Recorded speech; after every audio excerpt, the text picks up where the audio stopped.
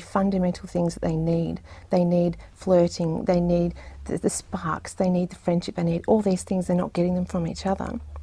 Then they go to work and they're all dressed up, they're looking fabulous, they're being their best self, and all of a sudden a crush may start. So there's work. There's also the internet as well. Many people are having affairs through the internet, and basically it becomes so subtle they don't even realise what's happening. One girl I knew ended up having an affair through the internet and almost lost her marriage.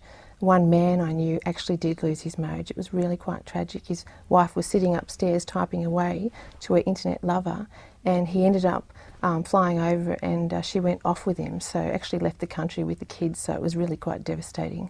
It's just amazing. People can form big connections, spending hours and hours at a time. It's very sad. Yeah, it is sad, yeah, for sure. Phoebe, the book I read 2 days ago, I enjoyed reading your book. Thank you. Now, there was a bit of a difference between helping the Sri Lankan families and the Australian families you have helped. Is that quite a big difference in this? Values and everything are basically very similar, but there's different defining things that could cause the differences.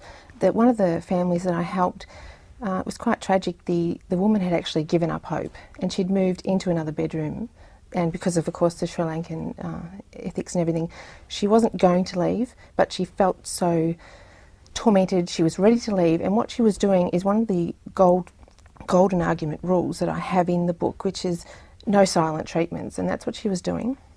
She was not talking, and it was going on for days on end, and it was really quite tragic. And I said to her that you can't have this silent treatment going on.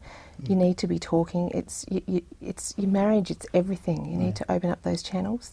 And I actually was inspired by her a lot writing the argument chapter, and she got back together, and she's had another problem since, and she's back together, and it's just fantastic to see them blossoming.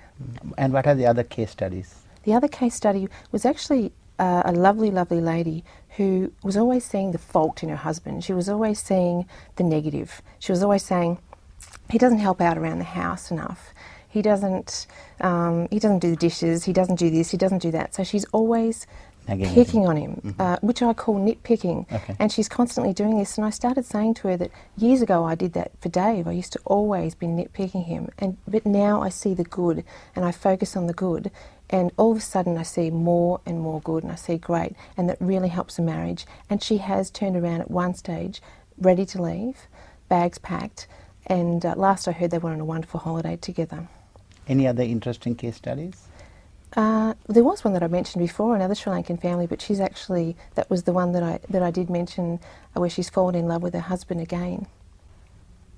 Phoebe, when I read this book, you had 12-step marriage survival guide. Will you be able to share a few of them with our viewers? I certainly would. Some of the things that I haven't discussed already, one of the most very important thing is to treat your partner like a lover and not like a husband, because many people